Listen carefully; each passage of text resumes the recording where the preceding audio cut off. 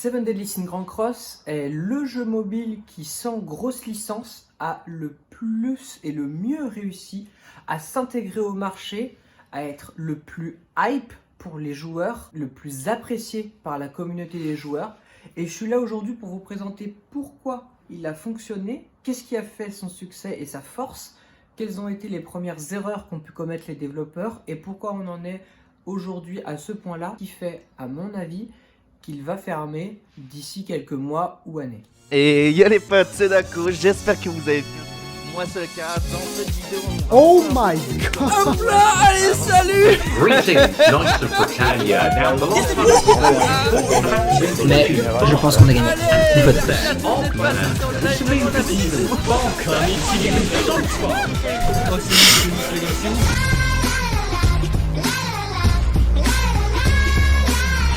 Je m'appelle Boris et je suis youtubeur sur ce jeu depuis maintenant plus d'un an.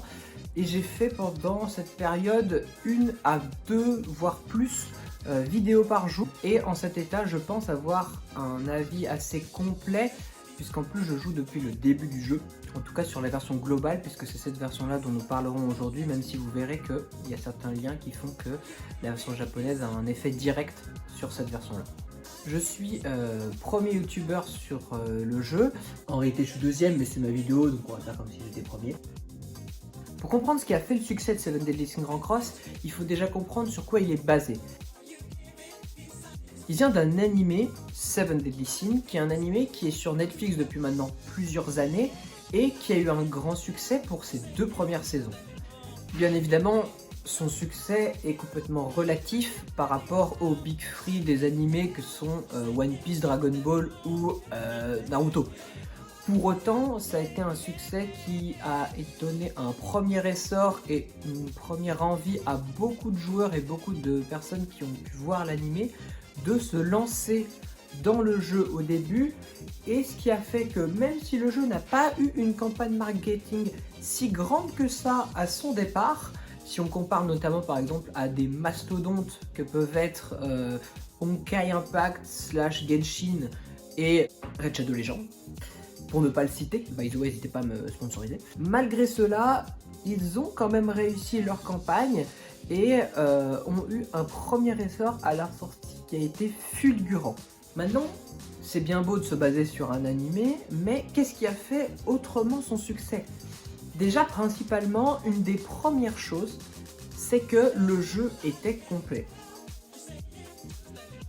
Actuellement, les jeux qui sortent, que ce soit sur mobile ou même sur PC ou console, de plus en plus, ils sortent dans des versions alpha, bêta, ils sortent de manière incomplète pour pouvoir rentabiliser et faire des mises à jour plus tard.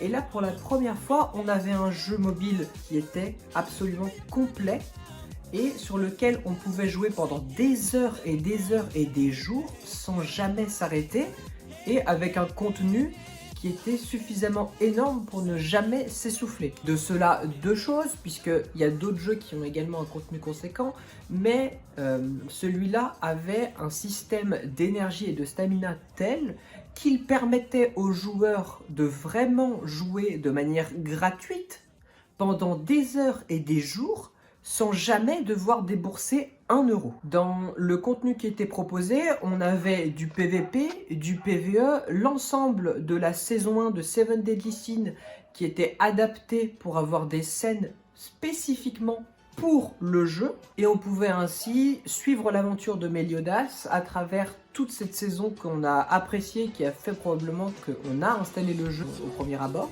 Et ne pas avoir cette sollicitation constante, que ce soit par des pubs ou de devoir payer pour avoir de l'énergie, et avoir une liberté absolue dans notre gameplay et aucune limite. Troisièmement, le jeu et le gameplay en tant que tel sont réussis. Le gameplay est basé à la fois sur une sorte de JRPG tour par tour, mélangé un peu avec une sorte d'aléatoire sur les compétences qu'on peut tirer, qui fonctionne très bien et qui fait qu'il y a une réelle marge de progression quand on joue, où on se rend vraiment compte quand on s'est amélioré au jeu. Également, autre point fort, Contrairement à une grande majorité de gacha où les personnages vraiment intéressants sont seulement ceux qui ont la plus grande rareté, que ce soit les 5, 6 étoiles ou les SSR, UR légendaires, peu importe, sur Seven Deadly Sins Grand Cross, à l'origine, presque tous les personnages ont un intérêt à un moment du jeu. Ça veut dire qu'à la fois, ça va t'obliger à jouer pour monter différents personnages que tu n'aurais pas monté autrement. Ça va également te permettre de découvrir des gameplays sur certains personnages que tu n'aurais pas découvert forcément et qui fait en sorte que tu ne t'ennuies pas trop vite à jouer tout le temps la même chose. Et surtout, tous les personnages, qu'ils soient rares ou super rares, qui sont les deux plus basses raretés du jeu, ont chacun des passifs très différents qui font qu'ils vont être complètement pertinents, voire la meilleure chose à jouer dans certains cas pour certains événements.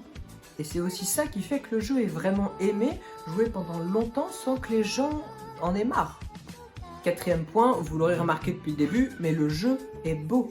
Encore au standard d'aujourd'hui, même s'il a plus de 2 ans en version globale et plus de 3 en version japonaise, il est toujours extrêmement beau. Et ce qu'il faut bien prendre en compte, c'est qu'à ce moment-là, on n'a absolument aucun jeu mobile animé qui est ne serait-ce que proche en termes de qualité et en termes de beauté, qui en plus se base sur une vraie licence qu'on a pu suivre, donc qu'on a pu aimer et qui est quand même relativement connue. Le jeu marche bien, très bien, presque trop bien. Qu'est-ce qui a fait qu'il a commencé à descendre? Une des premières choses qui a été repérée très très vite, c'est que les développeurs souhaitaient que la version globale et la version japonaise soient le plus proche possible. Je le rappelle, mais ces versions ont plus d'1 an d'écart. C'est-à-dire qu'en termes de contenu, il y a énormément à rattraper. Cela veut dire 2 choses. Une, la globale va avoir le contenu beaucoup plus vite que l'a eu la japonaise, ce qui peut être positif, mais également, et ça c'est le point très négatif, ils vont avoir les personnages beaucoup plus vite. On pourrait imaginer qu'ils les combinent dans une seule et même bannière pour les amener en même temps, mais non. Ils apportent bien toutes les 2 semaines une nouvelle bannière avec un nouveau personnage. Et le problème de ça, c'est que même si 7DS est un des jeux les plus généreux en termes d'invocation, on ne pourra jamais avoir tous les personnages en invoquant chaque 2 semaines. Le rythme est effréné et presque tous les nouveaux personnages qui sortent sont extrêmement forts dans certains aspects du jeu. À ce moment-là dans le jeu, on a beaucoup de mal à faire certains niveaux de l'histoire, certains boss, etc. Et ces nouveaux personnages permettent réellement d'avoir la vie beaucoup plus facile. Ce qui fait que tout le monde a envie d'invoquer. En plus, c'est les premières fois qu'ils sortent, donc forcément, vu que tout le monde aime ces personnages, tout le monde veut invoquer, et on se retrouve limité par rapport à notre capacité à invoquer et la capacité à obtenir nos personnages. Vous pouvez regarder le schéma qui répertorie la différence en nombre de personnages entre la version japonaise et la version globale, et on voit que le chiffre diminue drastiquement, alors que normalement, les versions sortent quand même des 2 côtés en même temps. C'est pas genre la japonaise, il n'y a plus rien, ils continuent aussi à avoir du contenu. À la sortie de la version globale, il y avait 41 personnages de plus sur la version japonaise. À la fin de l'année, nous sommes à 13. On arrive en fin d'année 2020 et les développeurs comprennent que les gens en ont marre et que ça va bien trop vite. Ils partagent donc un dev note qui disent qu'ils ont compris les joueurs. Je vous ai compris! À propos de quoi?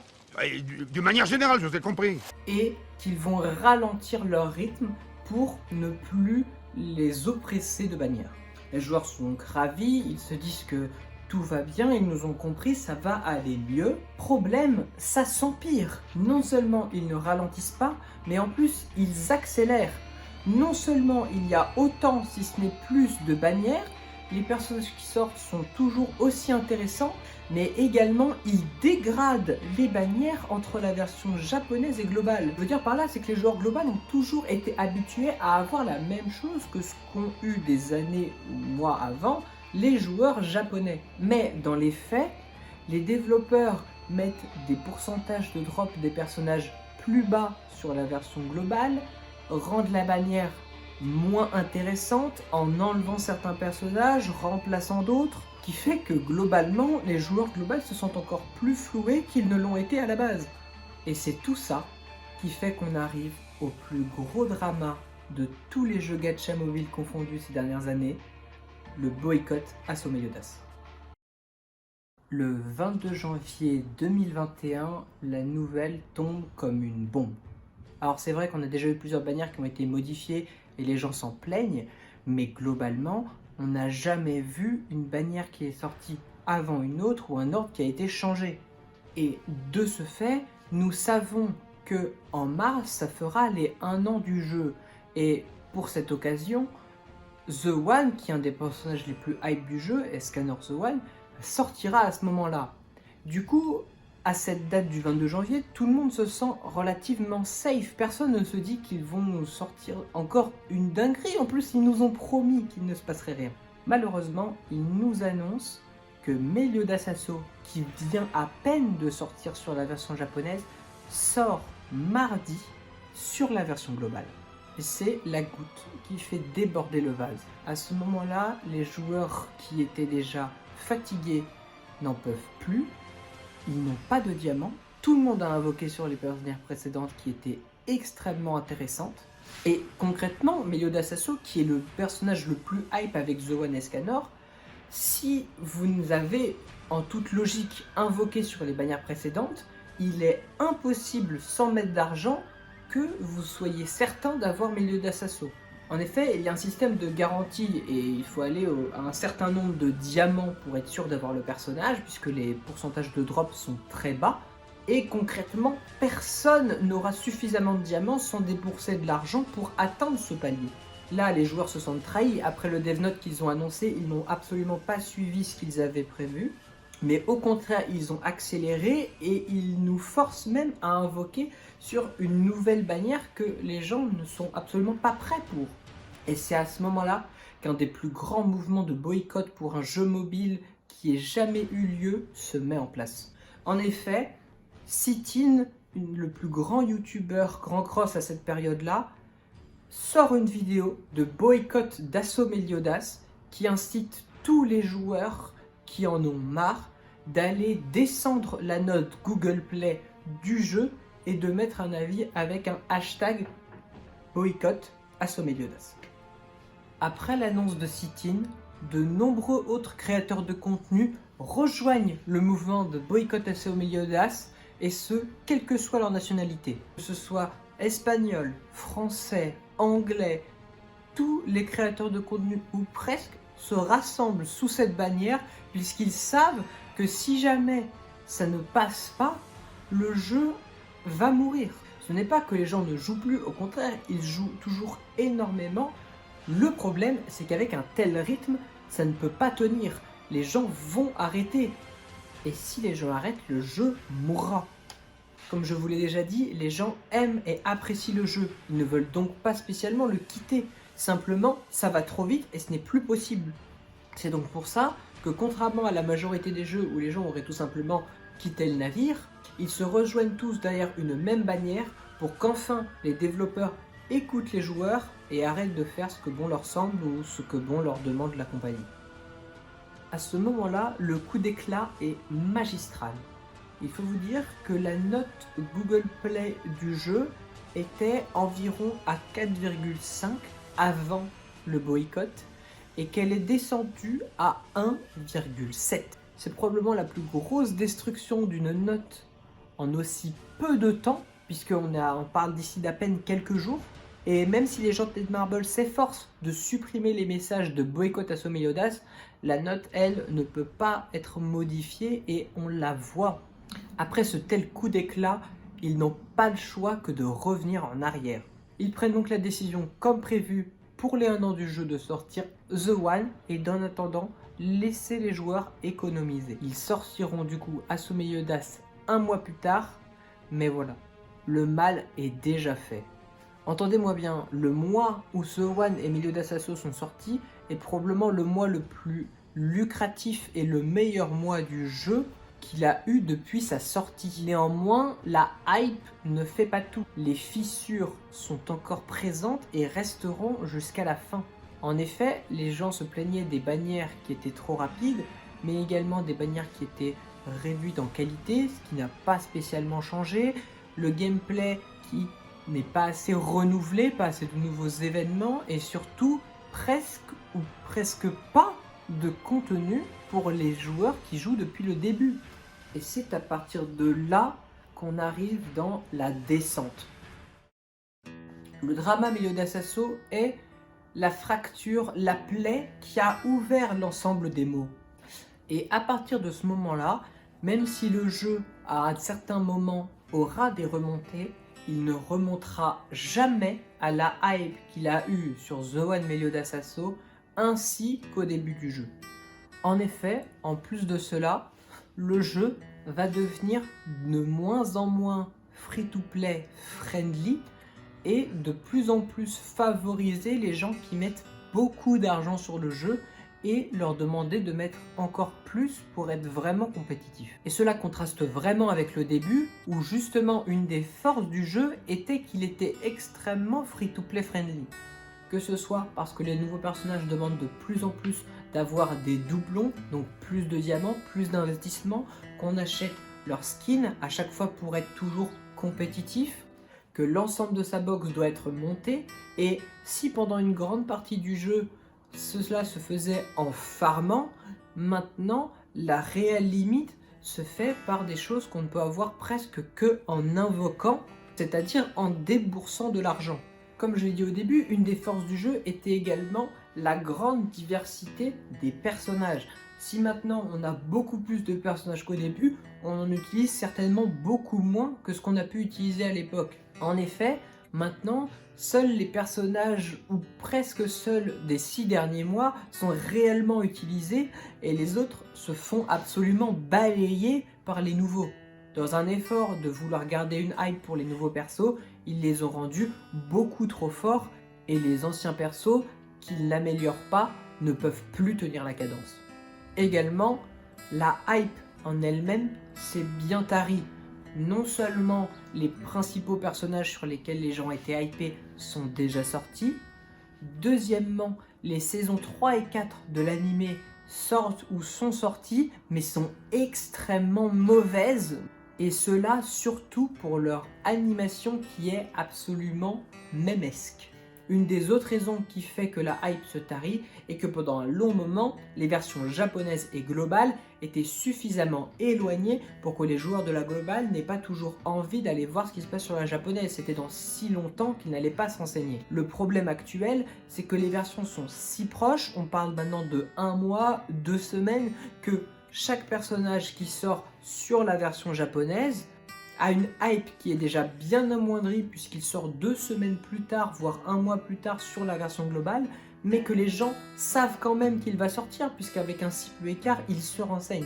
Et c'est sûrement aussi une des raisons pour lesquelles des jeux comme Dokkan Battle préfèrent garder toujours 1 an d'écart entre leurs 2 versions pour ne pas subir ce problème-là. Mais problème qu'ils se sont infligés eux-mêmes. S'ils finiront par sortir du contenu de qualité pour les joueurs de fin de partie, l'investissement nécessaire, que ce soit en temps, en argent, devient bien trop conséquent pour une grande partie des joueurs et d'autant plus pour des joueurs qui commenceraient maintenant. Seven Deadly Sins Grand Cross a brillé tant par ses réussites que par ses échecs. Il reste un modèle pour la plupart des jeux mobiles gacha s'ils veulent réussir. Pour autant, les erreurs qu'ont fait les développeurs et le studio ont mené à l'état actuel du jeu. C'est pourquoi pour moi, chaque studio mobile de développement devrait s'inspirer de ce qu'a pu faire Netmarble pour garder tous les bons points et analyser quelles sont les erreurs qui ont été commises et pourquoi ils les ont faites. Si bien sûr certaines erreurs viennent d'un appât du gain, d'autres, je pense, ne sont pas forcément voulues comme des erreurs, mais ont été mal perçues à cause d'une mauvaise analyse de ce que souhaitait réellement la communauté. Personnellement, je garde d'excellents souvenirs sur le jeu et j'y joue encore de temps en temps. Si vous y jouez, n'hésitez pas à continuer à prendre un maximum de plaisir. Sur ce, j'espère que cette vidéo vous aura plu. Si c'est le cas, n'hésitez pas à mettre un like et à vous abonner. C'était Boris et je vous dis à la revoyure.